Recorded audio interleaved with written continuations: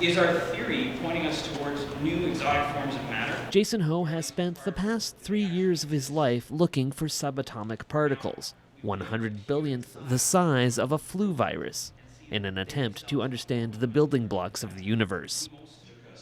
He has to take the highly advanced information and defend his masters in a lengthy, grueling, detailed process.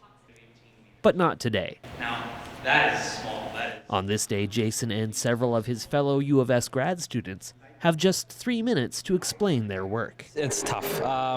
This is why I like events like this. I mean, it really forces me as a scientist to just take a different perspective of my work and try to really engage from a more general perspective while still keeping accuracy. Jason and his colleagues are participating in the 3-minute thesis competition, in which they have to clearly explain their work to people who may have no understanding of the subject matter. A lot of graduate students are doing really important things that affect the real world, and to be able to develop the capacity to communicate that to people that aren't necessarily going to be familiar with the jargon that you use and aren't necessarily going to be familiar with, what you've been doing from a research standpoint, I think is a really important skill to have. The competition began in Australia and has grown into a global undertaking.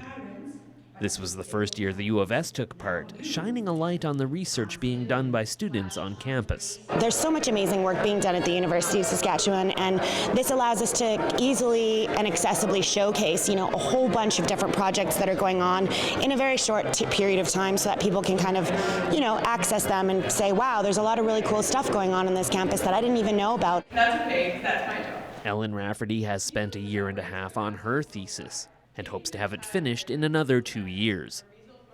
She says the competition gave her invaluable practice in not just talking about her work, but also making presentations and using effective body language. You heard a lot about it from the judges, about keeping eye contact and varying your speaking level, and it's hard because it's 3 minutes, you've memorized a lot of it, so you have to still act like you're engaged and excited about it, and not that you've practiced it 30 times. Unlike other student organizations on campus, members of the Graduate Students Association typically have little in common with each other in terms of what they are studying.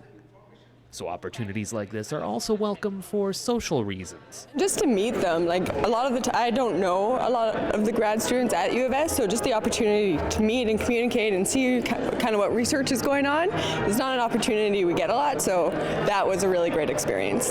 A lot of the time it's just head down at your desks working, but it's nice to be able to come out and meet people from lots of different departments and interact with them in such a casual, friendly environment. There should be more opportunities like this. For Campus Life, I'm Simon Hyatt.